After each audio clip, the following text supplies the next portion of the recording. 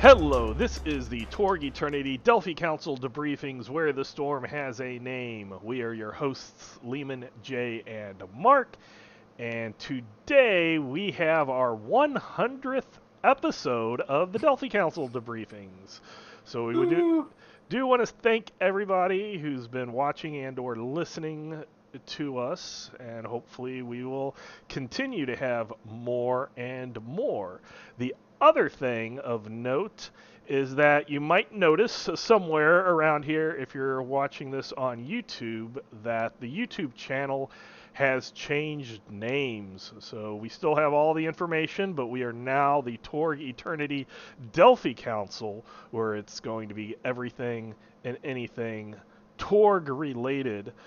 Because over the last couple of years, we've only had the Delphi Council debriefing and Torg things. So that is why it is had a name change. So that's basic thoughts that we had, and it was changed. So it's just the name. All the content will continue with the Delphi Council debriefings.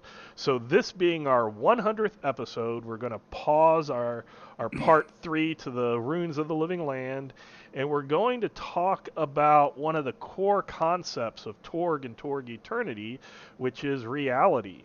So we're going to talk about the reality skill, reality in general, Eternity Shard, Darkness Devices, High Lords, Stormers, Storm Knights, etc. So we hope that this information will be fun and informative to you. And this all started because Jay's group was wanting Jay's fault.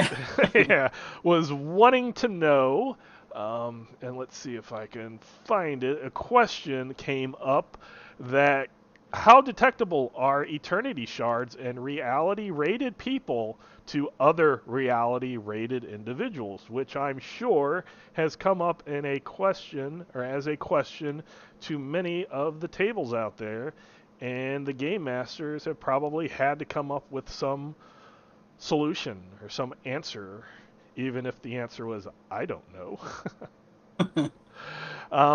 So Jay, what are your thoughts, and what was your answer, I guess, at the moment that you get told this at the table, and you haven't thought about this probably, at least for a while, your answer, and then after your answer, and you had time to reflect, what would your thoughts be on that? Well, this is the kind of thing I have seen crop up on the Discord a bunch of times, and I think it's a frequently asked question, so it's good to kind of cover it here.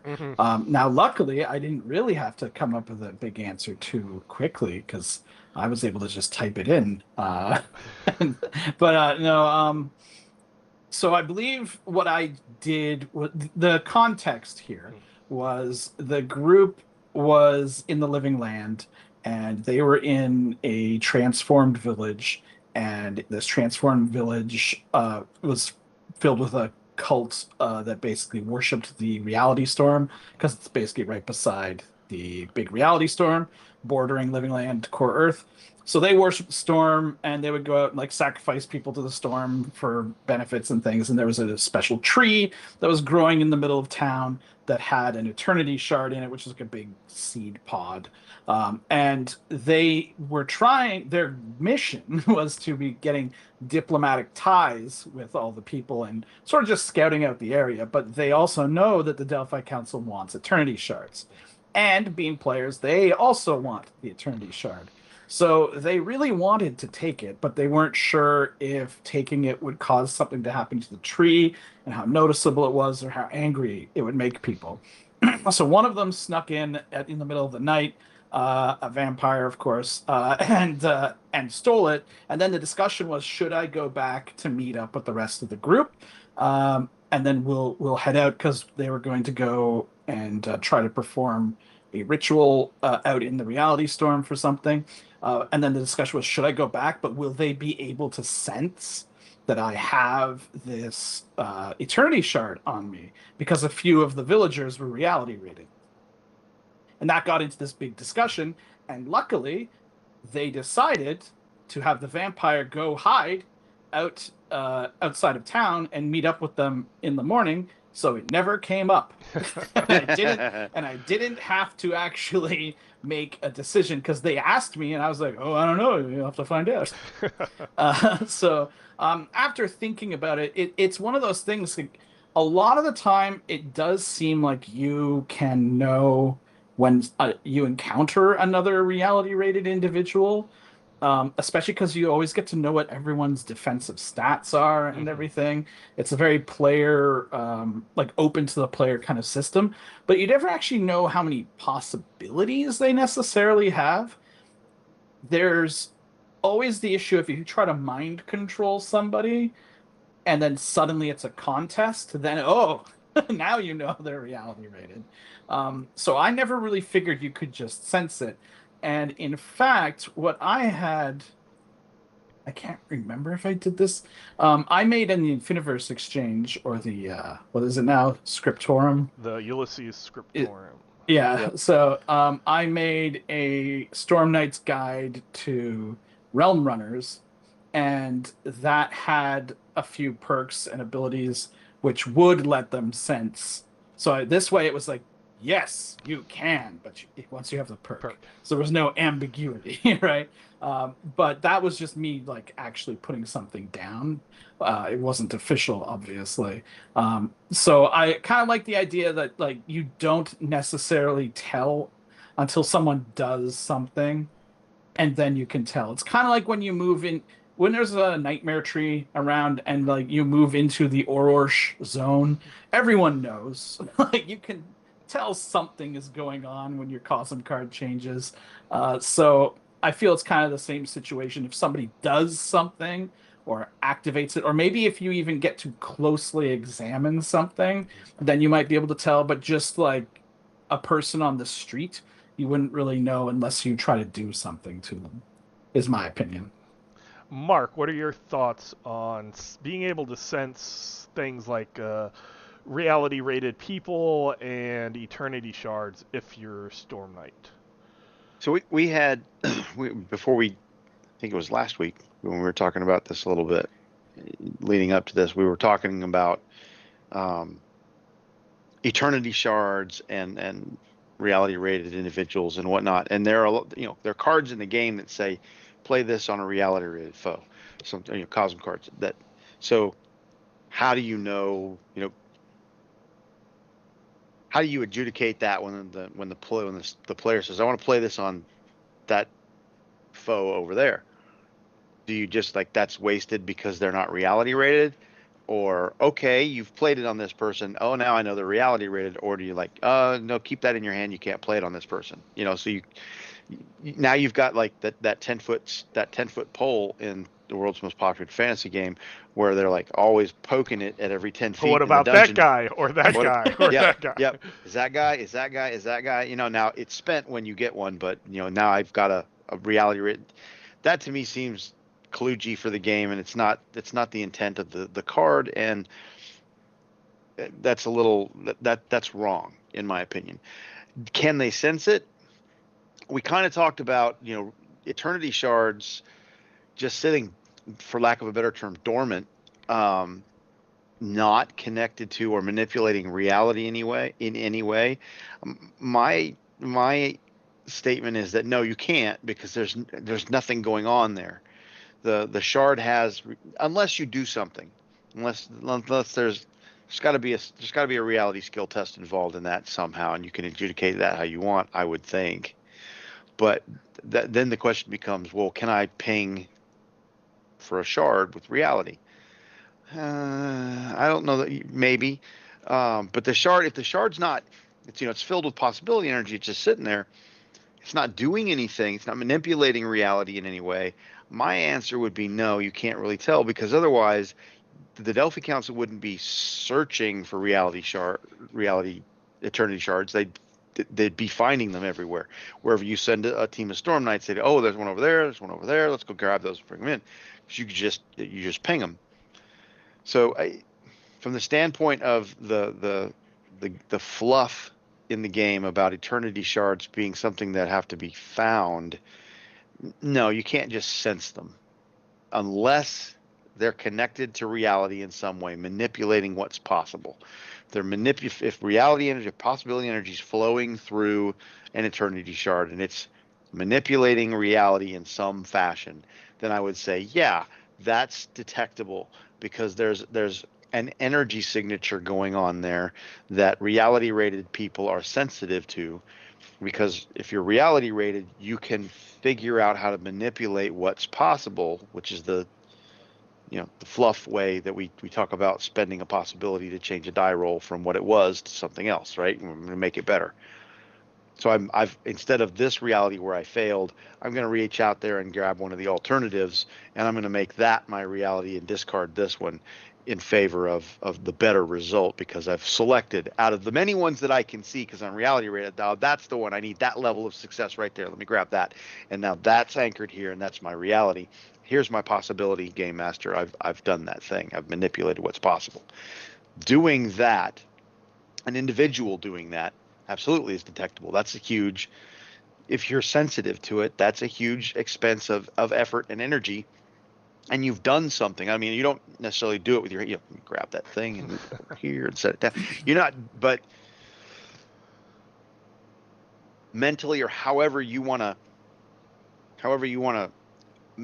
envision your Storm Knight manipulating reality, that's how it's done. Psionically, magically, miraculously, however it's done, you're manipulating reality. And that should be detectable by other sensitive individuals. They can, oh, that's happening over there. What's going on over there? Because that's a big deal, in my opinion. The shard being used would also be, it's like shooting a gun. I can hear the gun go off. I can hear the crack of the bullet, right? And so, okay, I got ears. I can hear that. And you can do some things to hide that with various things. Can you do that with reality, with possibility energy? I don't know. Can you? That's your cosm. You figure it out. But I think that it's a gray area. The simple, that's the too long didn't read answer. The simple answer is, I don't know. It depends. It depends on the situation you're in. It depends on how you want to adjudicate it. It depends on the story that you've got going on. And it depends on what fits your table the best and what kind of lore your cosmverse has set up for how reality energy works, or possibility energy works. For me, I kind of like that idea that when it's being manipulated, yeah, there's a greater or lesser degree depending on how big a deal it is. You hit glory, yeah, everybody knows. Everybody knows. And now the big question then becomes, can they figure out where you are from it, or do they just know it happened, or if I got to be standing there watching you, can I see it? Is it like these colors manipulating all this Are other you stuff? glowing like Goku? There you go. Yeah. Or is it like in the Wheel of Time? Are you manipulating the threads and weaving things, and it can be seen by people who are sensitive to that, and you can watch them do it and go, oh, I see how you did that there, and then you can go do it, that kind of thing? Or is it just your spidey senses going off, and you're like, oh, that's something going on around here. I kind of like the idea, especially with wonders and talismans.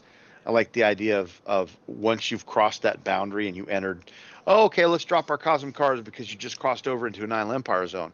What? Wait, we're in the Living Land. How did that happen?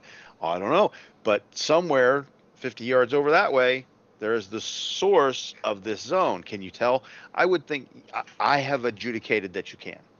So, like when you cross over a boundary in the Living Land to a wonder that miraculously has established this, I'm doing that in one of the games I'm running right now. Shh, we haven't got there yet. I forgot Jay's playing in that. He's not there yet. Okay, we can just stop there for Yes. that. So my thoughts, and this isn't something that's very clear in the rules. You can kind of see it in, as you said, some of the fluff and some of the mechanics. So, as Jay said, Torg Eternity has transparency between the player and the threats, except for they don't necessarily know that they have possibilities until the threat, the villain or whatever, uses a possibility. And then it's like, oh, that guy's possibility rated. So I do see where there needs to be some active use of possibility energy to detect that. I have noticed after you have a group of players who have played Torg, Torg Eternity, and have encountered 2 Eternity shards, if you ever say blue and red swirls, they are gonna just Eternity shard, Eternity shard, Eternity shard, to a point where I have started to just think, then, you know, I don't know. It's one of those. Is that why the Nile Empire sends just base shock troopers around? Looking. If you find any blue and red swirled things, bring them back to us. As Mark said, everybody's looking for Eternity shards. How easy are they to detect? And then some of the Eternity shards are based off of myths of Earth, like Excalibur being a Eternity shard, say. So, like all your mythology, you've never heard of Excalibur being red and blue swirls all around it. So that led me down a path of thinking maybe when it's not active, it just looks like the thing. And then when you're using it, or when a reality rated person, depending on how powerful, because there's a lot of variance between power levels of Eternity shards, that when you get close to them, the more possibility energy that they store, the more powerful, maybe then it's easier to detect by a reality rated person than if it's just this little thing over here that just does this one thing in this one place at high noon on a Tuesday. Lets you build a church. Yeah, lets you build a church type thing. Then maybe those, kind of retain their normal look. But I think, and that's kind of my thing, is I've been going with it's a normal looking sword or hammer or eye or whatever until it's either being tapped or you're actively, like a Storm Knight or reality rated Stormer, say, is actively trying to determine if that is, and then based off its power level and that, you can put a DN number on it and have the person roll reality. Because my group of 30 plus years, if I start to mention blue or red, this thing, it's blue, Eternity shard, grab it. And that's why I have Mobius putting out all kinds of booby traps that are blue and red. Oh, that's a great idea. That's fun. That's fun. So there's some passiveness. Again, if somebody is spending possibility, ords have some possibility energy, but it's not enough to be called a possibility, like that you can spend as a reality rated person. That's probably nothing, but when that possibility energy is in somebody at enough magnitude that they do something and expend that energy, I would see it more of a spider, like Mark said, spider sense, because it's not like you physically have to wave your arms or cast a spell to add a possibility to your D20 roll. It's a quick, as you said, here's a bunch of options of similar Cosmverses. I want this one. How close did I get to what I wanted? So, like, you're always going to want outstanding, and you spend a possibility. You're going to want that outstanding, that outstanding right there success, but maybe you only get a normal success or only a good success. So you metaphysically reach, not actual reaching. You metaphysically reach over there and you grab something that's at least hopefully better than what you currently have. If you roll badly, you could just keep what you're currently at, but hopefully that 10 that 10 from that possibility on a normal possibility is going to get you to get closer to that. So that's how I would see both Eternity Shards, reality rated people. Jay, your thing of perks that allow reality sensing, a couple of episodes ago, maybe even, I'm trying to remember exactly when it was. It might have been the last episode that we, not that we recorded, but that we has been published.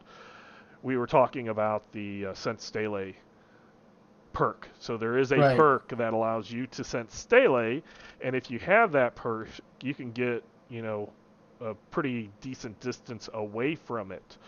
So that Yeah. so that shows that there are perks. I'm pretty sure that's what I based my perk on, because mine was I found it. It's Okay. Sense Reality Anchor, and it would let you detect hard points and soft points up to a kilometer away. Mm-hmm. And talismans and eternity shards within 100 meters, that they're there, not. And if you get within 10 meters, a find test is required. Right. So so it was pretty it's more far. of a general, like Geiger counter, Yeah. get a little closer, not just a here on your map, it's at this location, specifically here. So that since Stele got me thinking there must be ways to sense it. As you both pointed out, crossing a reality barrier from one reality to another one. I'm going from Isle to Tharkold, or I'm going from Core Earth to Pan Pacifica. There is a shift, and it's both mechanical. Hey, switch in your Cosm cards, but it is maybe depending, but that chance. And then there is a not game mechanics but game lore that your Storm Knights start feeling. The Ords usually brush off any weird things. They kind of just want to go along with their day-to-day lives. They don't want to think a lot of times that guy looks like he should be in a Ren festival and we're at the stock market, type thing. So they kind of ignore it. But for reality rated people, you kind of like feel those world loss shift. They're not what you sensed before. They're kind of a little different. The axiom levels are a little bit, something seems off. And I'm sure the Delphi Council, when they grab those new recruits, they're going to go through some type of boot camp, reality boot camp, before they just throw them out to the wolves. Just like, hey. That was another question that came up in that same game. It was like, how much do we know about this stuff? Right. I was like, well, it's a good question. Yeah, it's a need to I imagine they don't know. just send you out there knowing nothing. Right. They might not tell you all the detailed, intricate plans that they have, because if you get captured and they only give you alpha clearance information, which is sparse. Yeah, here's what an eternity shard is. Right, but I if think you find they'll be one, like, bring it to us. I'm sure with the law of the Aegis of Core Earth, which states that things don't transform as fast as Core Earth, so they kind of stick around, and that's how the Delphi Council can keep eternity shards from all the different realms and stuff a little more stable than normal. That they probably have some weak eternity shard that they like hand around to new recruits, or have them get into, hey, test this. Do you feel this? However the reality rated people can explain to them how you can sense it, because it's like teaching somebody who never had psychic abilities how to do psychic abilities just because the new reality came down. So I see that there's some type of basic training, but not necessarily now you can detect anything at any time, anywhere, just because you're a Storm Knight. And that might be something that you do as difficulty numbers for, say, different tiers of Storm Knight. So your alpha tier, detecting certain things might be in a certain range of difficulty numbers, a little higher. Once they reach beta, you kind of go, okay, you've been using reality more, you're more sensitive to the shifts and stuff, so let's lower those difficulty numbers a little bit. But I would have a lot of if it's not being active, if the source of the manipulation of possibility energy is not being active, and a Storm Knight wants to just do it, they're going to have to tell me what they're attempting it on. It's not going to be like oh, I went to this room and I'm going to just go, okay, where's my reality detector? Where's my eternity shard? I'll make them do find to find or something. I would want them to proactively choose what things that they're looking at instead of just everybody walk into the room, everybody roll a reality, and somebody's going to explode, somebody's going to spend a possibility. Okay, that's an eternity shard. To me, that's a little boring for things that are supposed to be so important in the Well, in see, the you game. said I love the approach that you used where it looks like a normal object until it starts manipulating reality. And because a shard, you tap a shard and then you reach into it to get whatever's stored in there to pull it out only for the reasons that it's allowed to be used from that shard, right? Because every shard's unique to what is this shard meant to be used for? Under what conditions can I use it? Its possibility energy for, et cetera, and what can it do? I've always used that tapping difficulty number as the DN for, okay, you think you have a shard now and you want to find out. I'm not just gonna, here's what it does, because there's like, whoa, I pick it up and now I instantly magically know what it does because I'm reality rated. I think I started doing that in the beginning, and then it's like, this is too easy. It needs to be something different. And so I use the tapping difficulty because when that number goes up, the more important, the more powerful the object, the harder it is to manipulate, the higher your reality skill should be in order to be able to get to it, right? So use that as the DN to, okay, I want to find out what this does. Well, you got to kind of push some of your reality, some of your possibility energy into it and test it out to see what it does and doesn't do.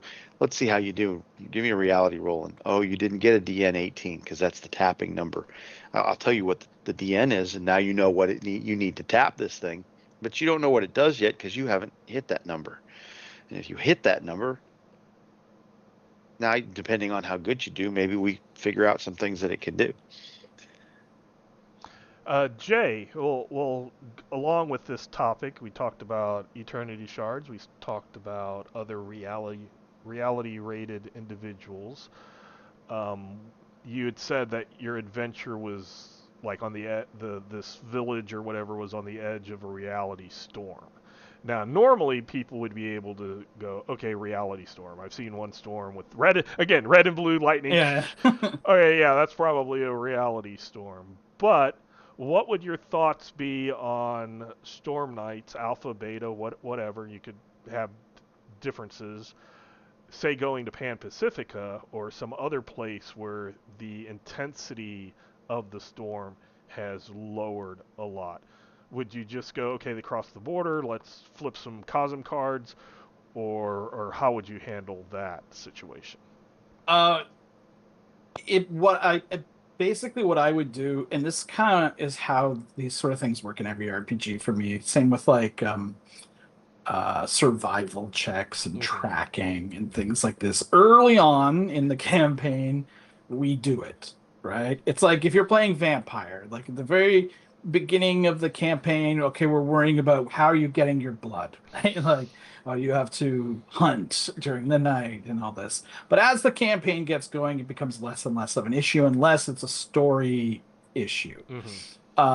Because also, like, a lot of adventures also have been written that have Ords constantly crossing reality storms for some reason, which doesn't seem very realistic as a long-term prospect, depending on where you are.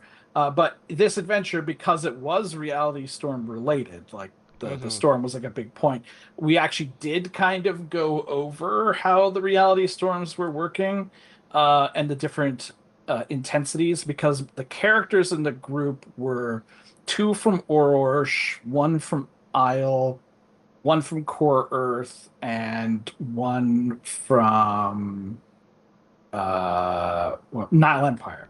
So they all had sort of the generic level of reality storms. So they weren't really familiar with the lesser storms of the Cyber Papacy or or Pan Pacifica. So they all assumed that they were like this all the time, and they haven't left the living land yet. They've only they've only been in the living land, this group. So it hasn't really come up. But I did, as out of character, discuss it with the players, because I also realized when I was running a lot of games earlier, because we were doing a lot of play testing of adventures, I was just sort of like running them through the treadmill a lot of the times, and some of them had the opinions, oh, living land is just where you're poking with sticks. And it's like, no, there's a lot going on in the living land. You know, there's the differences of optants and gotax and like all this stuff. So I was sort of using this as like, okay, let's just go back and reintroduce some of the core concepts of the game. And that was part of it, bringing up how reality storms work. So generally speaking, because they're so tamped down in Pan Pacifica, it'd be kind of the opposite. So what I was saying is that normally, like, every storm ebbs and flows. There's going to be strong parts and there's going to be weak parts. And usually you wait to find a moment where it's kind of weak, or somewhere where it's weak. And I did actually say that is something someone with a reality skill can tell, and they'll find the point to go through. But as it says in the core rules, you still should make a reality test on your way through. And shockingly to no one, the Realm Runner like would constantly get outstanding success every time, and just like load up on possibility. So it got to the point where they would like look for excuses to go through reality storms. But then I would kind of make it the opposite. Like, you would have to look for somewhere going into Pan Pacifica that would require a reality test. Like, it would probably not require one normally. If you just went through, you would have to look for somewhere stronger.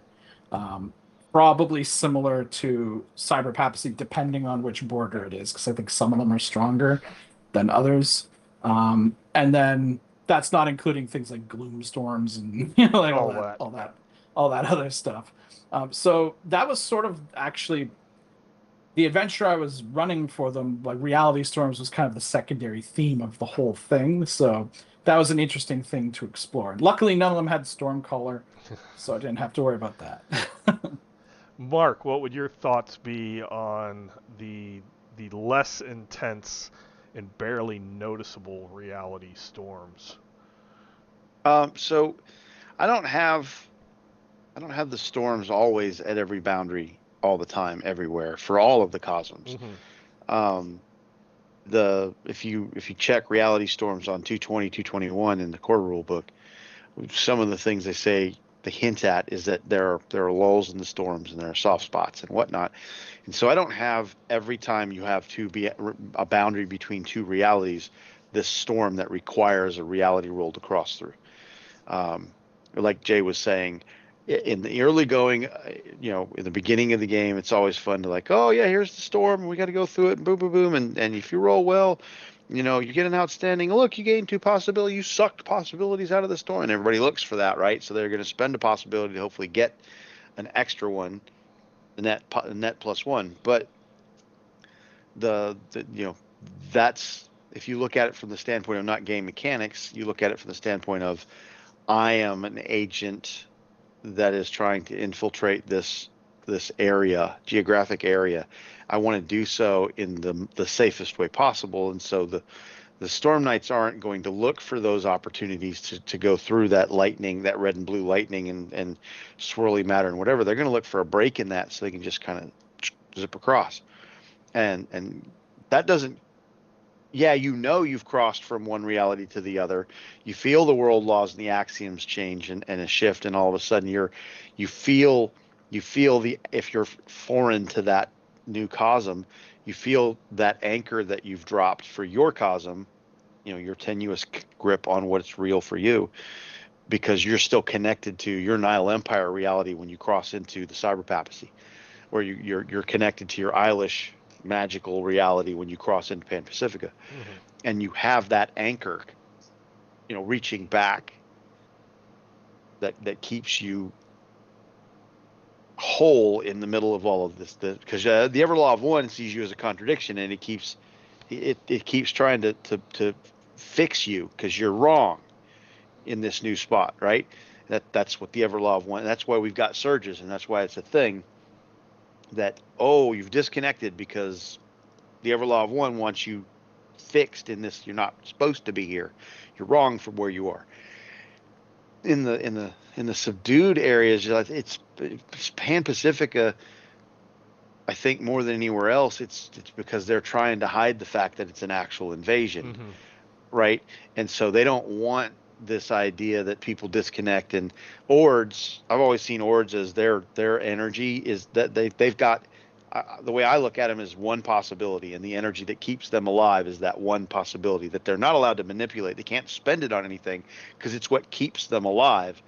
And if they disconnect or they lose that energy, then they become they just vanish into nothing because they're what ifed, and they become nothing because that possibility, what their potential in the cosm has been removed. Pan Pacifica doesn't want that out as much because then people would start looking at it going, why is that thing? I guess reality's different over there. Well, if they admit reality's different in Pan Pacifica, they have to admit it's Pan Pacifica and not Core Earth, right? And it's a covert invasion because Konoha wants that whole thing hidden from the idea that, oh no, we just had a whole bunch of technological advancements that are just really cool for our area. This is not, we're not invading, because their thought process, in my opinion, is that if the Delphi Council sees us as an invasion, all of a sudden, now there's going to be an overt resistance to the things we're trying to do. Whereas if they just see us as, oh, we had some technological breakthroughs and we're just really smart over here, we're smarter than you, come take our stuff, it's good for you, then that gets them a foothold. It's easier to get bridgeheads set in the cosms and expand their invasion. Cyber Papacy did kind of the same thing when they came in and just said, oh no, we're coming to save you from this thing that happened. We're helpful. We didn't bring this problem. Never mind, we brought the problem so that we can be the solution to the problem, and you'll love us. And look at all the good things we did for the people who were missing limbs and eyes and couldn't hear real good and all the rest of that. Their lives are so much better. Why would you want us to go away? We're not the bad guy. You're the bad guy. Yeah, I want the way I want to think about like crossing the lesser reality storms also would depend on what type of zone you're going into. So like if you're going from Core Earth, which most of Core Earth is dominant, and you're going into the Pan Pacifica, and say it was a Pan Pacifica dominant, I think even with a lesser reality storm, you're going to notice that shift as a Storm Knight, or as a new Storm Knight, I'll say, which means veteran Storm Knights also. So Storm Knights are going to go in there. They're going to be able to realize, okay, things are different. They might be saying that they're not different, but I know that they're different. And then whatever I say, they're going to yell, no, you're lying, and everything along those lines. That building did not look like that a year ago. Right. Whereas if you say go from Core Earth to a mixed Core Earth Pan Pacifica, maybe as a game master you don't want to just immediately say, okay, everybody, high, low, roll a die, whatever, to determine if your Cosm card flips to Pan Pacifica, and let them know. Because Pan Pacifica and Core Earth axioms are pretty close to each other.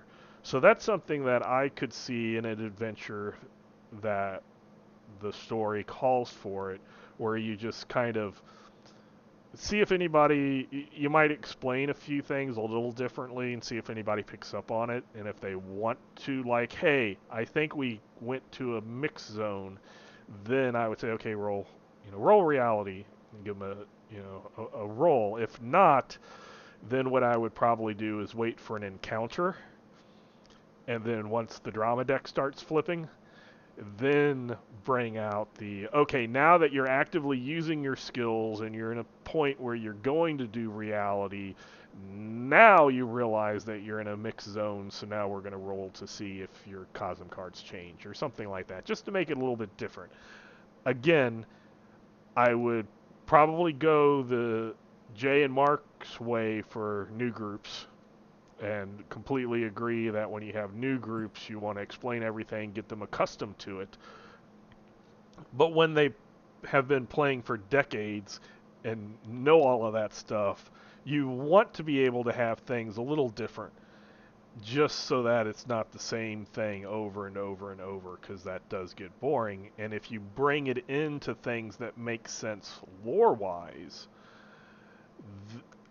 the axioms are a little closer. So you didn't notice this time. You weren't actively paying attention. You didn't really get into the middle of a reality storm. You kind of bypassed It that was ebb. intrigue. Right. It becomes a little more subtle, and then you can have your big boom, here's a reality storm that we're trying to fly through. It looked like it wasn't too great, and then of course when we're flying right through the middle of it, that's when it gets all big and weird stuff's happening. You can throw those aspects also, but it doesn't have to be every single time.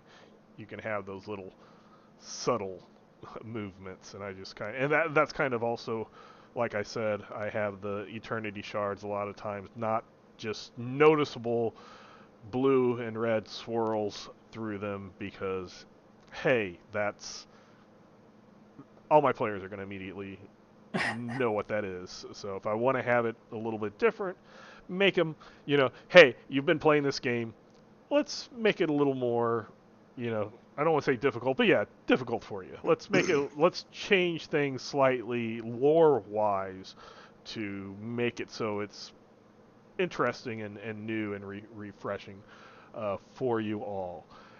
Now that we've talked about reality storms, we talked about reality rated people, we've talked about eternity shards, what are your thoughts on High Lords and or darkness devices?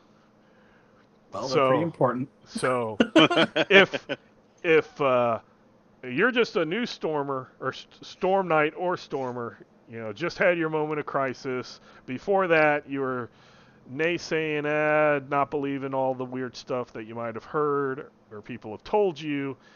You boom, now you're reality rated. Maybe you didn't go through the Delphi Council debriefing where they show you pictures and say, here is Pharaoh Mobius. They have their 10 most, or 8 most wanted posters on the wall there, and like say the Gaunt Man shows up, or Pharaoh Mobius shows up, or shows up. Like shows up.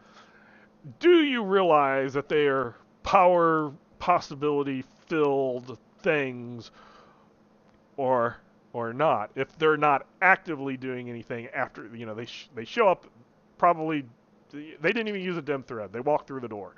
So what are your thoughts on that, Jay? Well, Barakaw's 9 feet tall. True. So you're gonna notice him. But I guess every time I have had them encounter a High Lord, which in different games has been Barakaw, Mobius, and the Gaunt Man, I've made it very dramatic. So they definitely knew that it was a big deal. Dim threads were involved with 2 of those, but actually no, I think all 3. Well, one was the dim thread that was canceled, but but Mobius does have a secret identity, right? Dr. Mobius, which nobody figures No, that. not Dr. Mobius. He's also one of the over-governors, right? I don't remember the name, but he pretends to be one of the over-governors, so it's like he must be able to tamp it down and not be recognized by every reality-rated individual as being like, whoa, whoa, whoa, right. Just like brimming with the juice. So I don't think that necessarily would, but every time that my players have encountered them, they've been in a showing off kind of situation, and I describe them like just rippling with power. Like it's like it's like encountering Skeletor when he's like full, glowing and power just emanating from him. So I would think unless they're actively trying to hide it, that it would be extremely noticeable to any reality-rated individual. Mark, what are your thoughts on the High Lords with all that power? Um,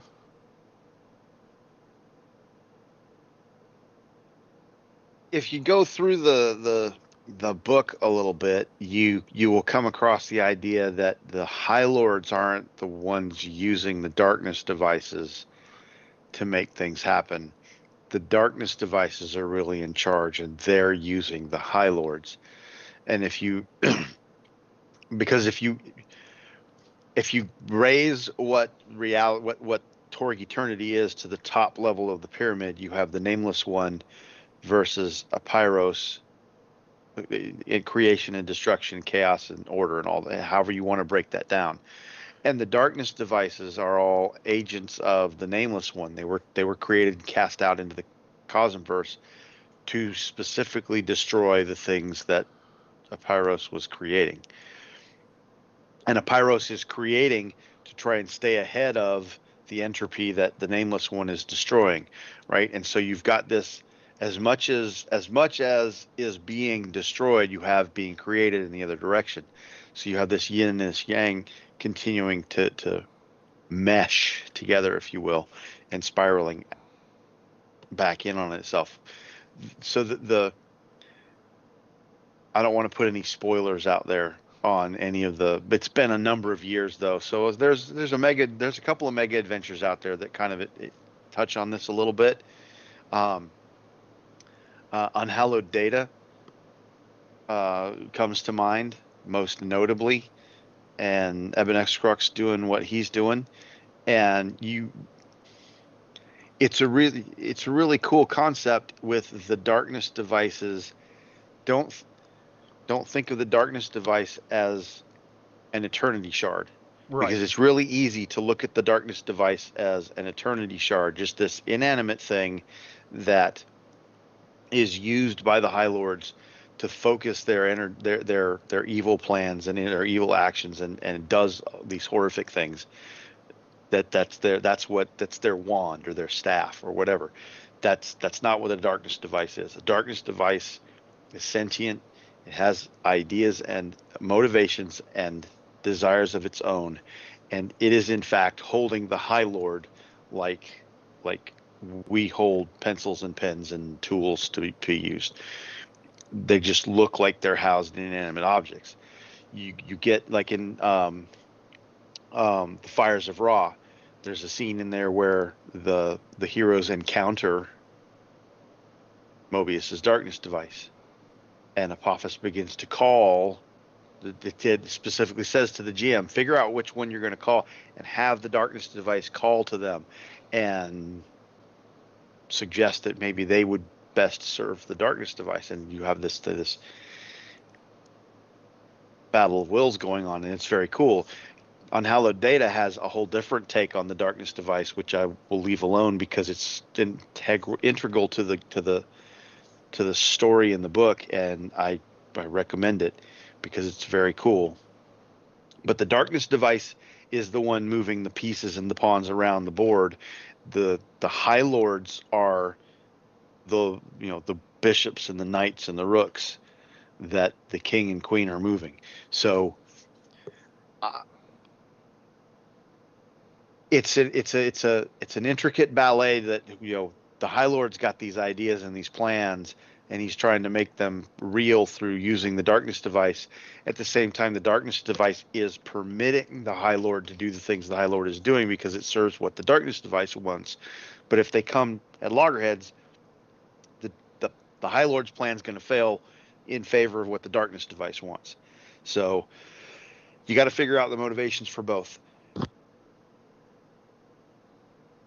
and how they mesh up in your game.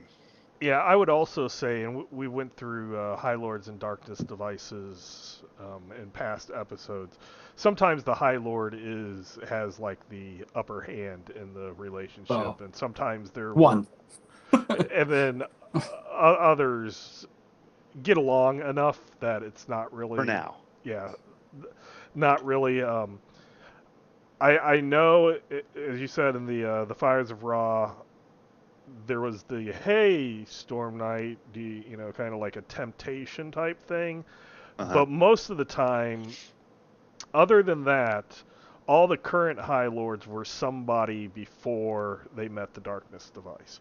It wasn't like the Darkness Device looked at the guy on the street Yes. and just went, oh yeah, that guy has some bad thoughts, I'm gonna bond with him. It was, let's take the most corrupt pope. Let's take Yeah. the most powerful or a very powerful warrior, Enos, or let's take this necromancer, or it's always been, let's look at these powerful people.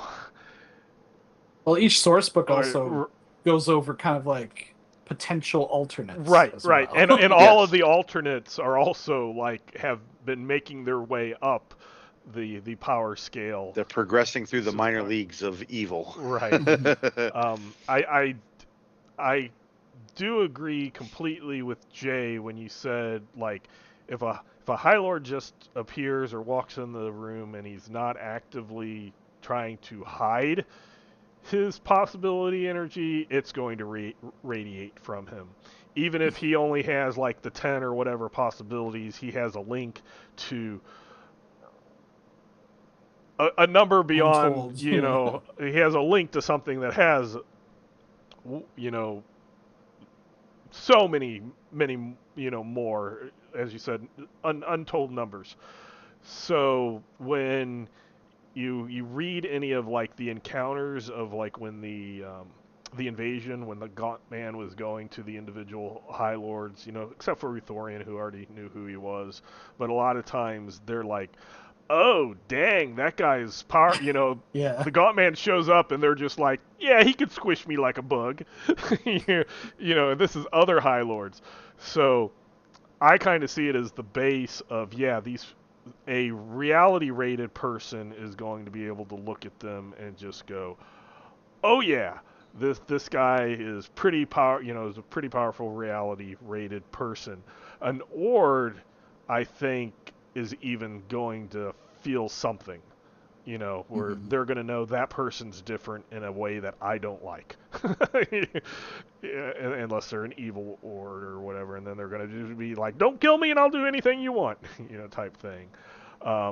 But there is if they wish, if they're like, hey, Darkness Device, I want to go in here incognito. Could you help me tamp the power, radiation down? Could you shield me a little bit?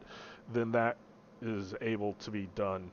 Yeah, like Reiko's not giving speeches, and for kind of what board meetings and like fully radiating like Right. Fist of the North Star.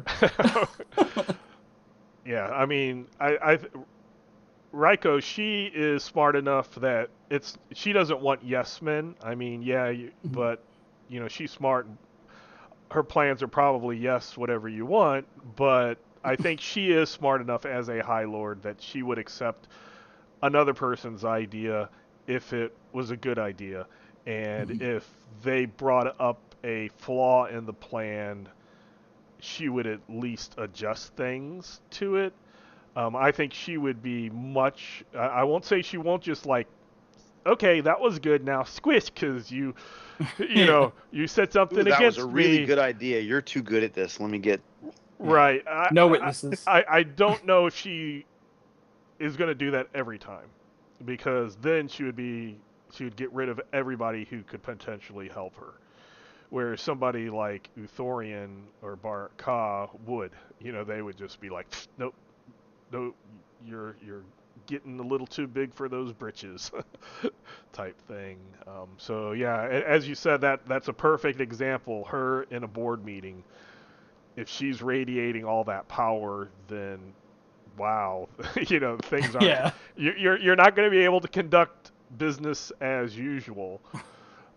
But in a state where she wants to show that, where it's okay, the Storm Knights have broken into the board meeting. Now I want to show my power and let everybody know what I'm doing. Then it's noticeable, no roll needed to realize the power that she has and the connection that she has to her darkness device. Well, even if you don't see the connection, when dim threads pop up and Ravagons show up to defend the High Lord, you ought to get a clue. Right. Right.